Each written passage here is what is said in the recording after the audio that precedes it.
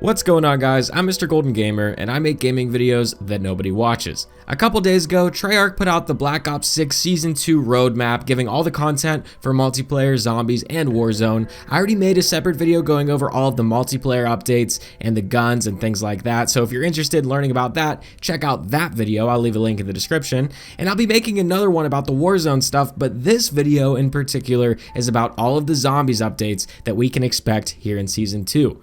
But before we get into all the zombies updates, be sure to subscribe to the channel if you haven't already. We're very close to 1,000 subscribers now, so if you like Call of Duty, I'd love to have you on board. So the biggest piece of content for Season 2 is obviously going to be the new map called The Tomb. And The Tomb takes place directly after the events of Citadel d'Amour, and if you did that Easter egg, you know that Kraft gives us an amulet that we need to take to the dig site to try to go find the Sentinel artifact. And if we can find the Sentinel artifact, we're hoping that we can release Samantha Maxis from her imprisonment in the Dark Ether. In this new map, we're going to follow in the footsteps of a doomed explorer named Sir Archibald, and he's going to help us explore this dig site while we seek out this door to nowhere, which they kind of keep hinting at and teasing at. They aren't telling us where that goes or what it exactly is, but they keep mentioning it. And I'm going to show you all the pictures that they put in this blog post, but they have basically shown us most of the parts of the map, excluding that door to nowhere, door from nowhere, whatever it's called. But we have pictures of just about every single area of the map, and personally, I don't like the way they did this. I much rather would go play the map for the first time and discover these things for myself and see them for the first time by playing the map rather than seeing them for the first time in a blog post. It kind of just spoils a lot of the map and that wonder and mystery of, you know, where does this door go? What is this area? You never get that because we just see it in the blog post. But I could rant on and on and on about that. I'm going to show you guys all the pictures and I'm going to read through the blog post and what they say about each of these pictures. The surface level dig site is your entryway to the rest of the map. Strange glowing runes mark certain alcoves, perhaps gateways to the subterranean regions beyond. A large, partially uncovered stone face lies at the pit of the site, roped off and long forgotten, a nearby pillar.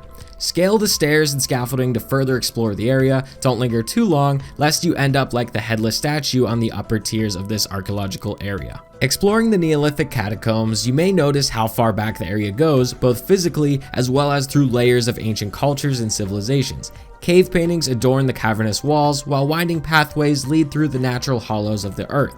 In the ossuary, stacked with the skulls of the long dead, the cavern gives way to the stone architecture of a latter age, its bone piles and altars lending an ominous presence throughout. Statues of ancient warriors line the tombs and alcoves along the walls, along with depictions of shielded hoplites engaging a charging bull. Though the vault has long crumbled into disarray, the remnants of pristine architecture are on clear display, illuminated through the patch of sunlight falling through a crumbled hole in the ceiling. Ancient priests charged with interpreting the sacred mysteries, the Hierophants, seem to have uncovered more than they were bargaining for. The candlelit vaulted ceiling marks the resting place of important figures, a frieze sculpted into the wall showing a fierce battle between opposing forces. Arrow trap installations line the stairway down into the shrine, flanked by skulls on chain pulleys. Descend into the catacombs to reveal a huge cavernous subterranean temple where the stone architecture leads downward to a rocky outcropping peninsula known as the Deep Excavation. Scattered pillars encircle a place of worship below, the murky depths illuminated via faint shafts of what appear to be sunlight entering from a natural space in the rock above. Take your expedition deeper still, seek out the doorway to nowhere, and the rest of this is classified. But this looks crazy. This looks awesome.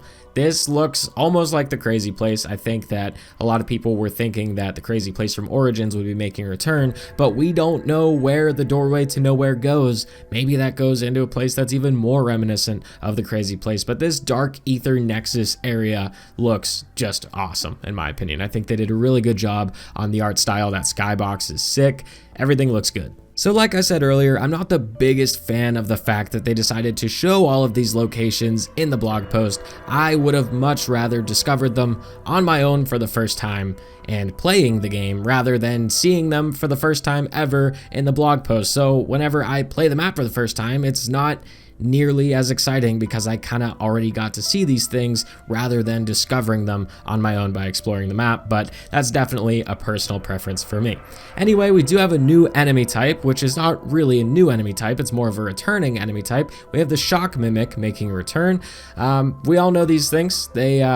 They're a fine enemy type, I guess. They can be annoying for sure. They disguise themselves as loot on the ground and then they pop up, scare you. Sometimes they grab you, but to kill them, you basically got to hit that critical spot area in order to take them down, and they're usually relatively easy to take out, so I don't hate it, but they are a little bit quicker, and the fact that these are the shock mimics, they're going to be able to shock you, slow you down, you know, disrupt your mini-map or maybe any other weapons you have. I'm not quite sure how that's going to work, but yeah, I'm not sad to see that. I just kind of hope we don't have manglers again because they were very annoying in a map like Liberty Falls and Terminus. But anyway, we also have a new wonder weapon, which is also not really a new wonder weapon. It's a returning wonder weapon. We have the Ice Staff from Origins, and it's so cool to see this thing come back. They call it the Staff of Ice. Everyone called it the Ice Staff back in the day, but yeah, this thing's awesome. It was the best of the 4 staffs. It's really cool to see it come back, and in these screenshots it looks awesome. It looks really good to see this from Black Ops 2 and Origins make a return and see it in the modern graphics.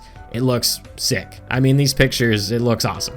I really do wish, and maybe they still will be doing this and just didn't announce it, I think they missed an opportunity here to do all 4 of the staffs. In last map we had 4 swords, so this time, why aren't we doing 4 staffs? We're just gonna have the ice staff and that's it? I don't know, it seems weird to me. It seems like it was the perfect opportunity to bring like the fire staff, the wind staff, and you know, ice staff.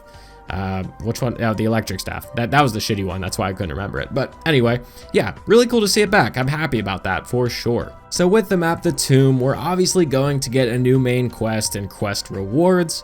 The map has an arrow trap in it, which we kind of talked about in the stairs going down into the shrine. There's an arrow trap. I guess you can activate that. Pretty cool trap. I mean, I don't think that's really new content. I think that's just kind of part of the map, but that's what it is. Same deal goes for this next thing.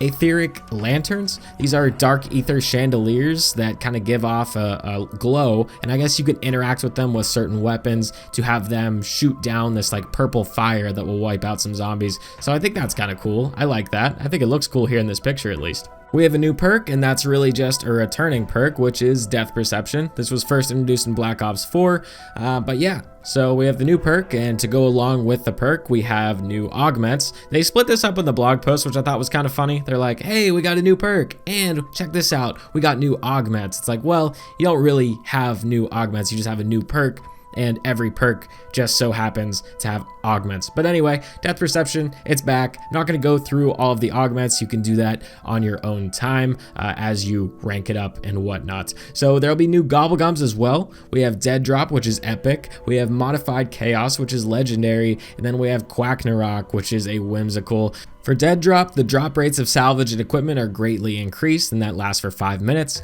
Modified Chaos greatly reduces all ammo mod cooldowns, and that lasts for 2 minutes. And Quacknarok, zombies move around in rubber ducky inner tubes, and that lasts for 3 minutes. That one was in Black Ops 4. I think that's just a pretty good one. That's fun. Just like all of the other multiplayer weapons, we'll be getting the War Machine in Zombies as well, and you'll be able to get that for 2,500 salvage, and I think that'll be a pretty good kill streak to use in Zombies, quite honestly. The Tomb will be getting directed mode at Season 2 Reloaded, just like kind of all the other maps have eventually gotten a directed mode for people who can go through the Easter eggs. It kind of walks people through it who aren't as confident with zombies, so that's cool.